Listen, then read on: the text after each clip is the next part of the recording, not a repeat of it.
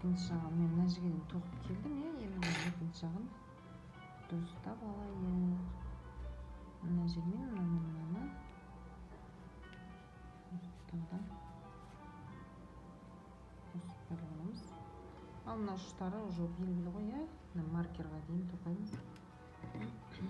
Мына жерде, мына көрдіңіздер ме, мына жерде мынау көлденең тоқылған. Мына жерде былай түсуге былай өтеді. Бірдей болып тұрады.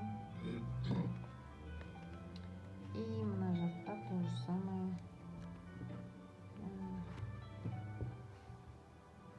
Мына жерде мына сонымен былай салады.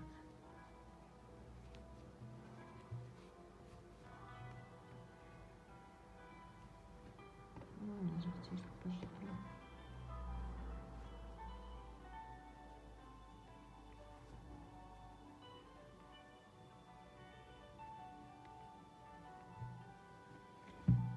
Вот так.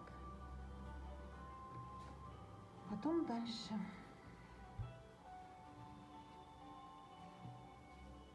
Мынамен мына жерді қосу екенбіз.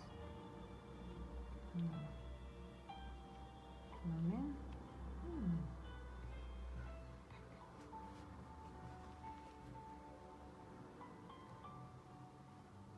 қосылды.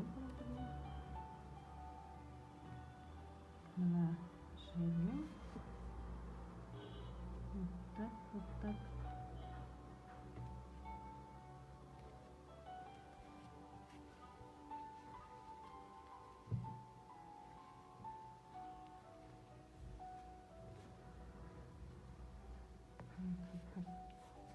Тоже петлялармен тартпаңыздар.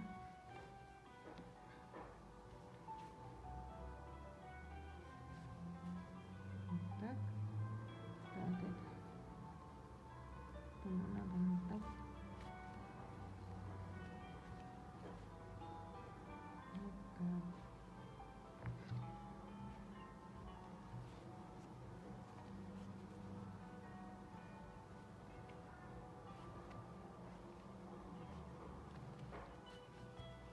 Ары қарай енді түсінікті деп ойлаймын. Айландырып өздеріңіз мына жаққа тоқыңыздар, жарай ма? Былай айландырып келесіз. Мына маркермен, мына маркермен түйреуіш сияқты. Мынаның ұшы прям екеуі бір-біріне қосылу керек. И мынау былай бұрыш қой, сонда мынау былай тұрады. Мына көлденеңмен, мына көлденең прям бір-біріне қатар түсу керек. Мына қараңыз, ең ұшына келдім ғой, ұшына келдім. Мынаны шығарып аламын жіпті. Енді мына жақта мына косичка болып былай келді ғой. И мына жақта бізде косичка бар. Мына косичканың ең жақын косичка да, мынаған жақын. Астына саламыз да, мына жіпті кесіп ұшын бағыра өткіземіз. Қаптаппаймыз. Спокойно. Потом мына сумканың жағынан примерно былай саламыз да, и жаңағы дұрыс шықпапты. Мына жібімізді былай қарай салдық қой, мынаяқтан жіпті шықты, мынаның астына, косичканың астына салдық. Енді осы жіпті тартып алып келіп ақырындап прям сол жерге қайтадан саламыз. Өздерінен қараңыздар, былай тоқылды, былай. Сонда мына жақта осындай тұрады. И ары қарай жіптерді тағамыз, жіптерді байлап-байлап тастамаймыз бір-біріне. Арамызда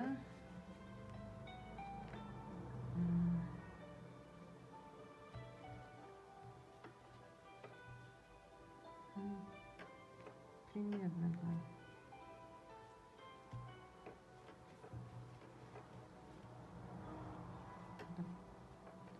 Петля жасалып, содан петляны атып шығарып аламыз. И былай тығып тастаймыз ішіне. өстіп барлық ұштарын мынандай қалып шығып тұрған ұштарын алып тастайсыздар. Міне бізде сонда осындай сумка шықты. Біз фурнитурасын кигізіп қойдық.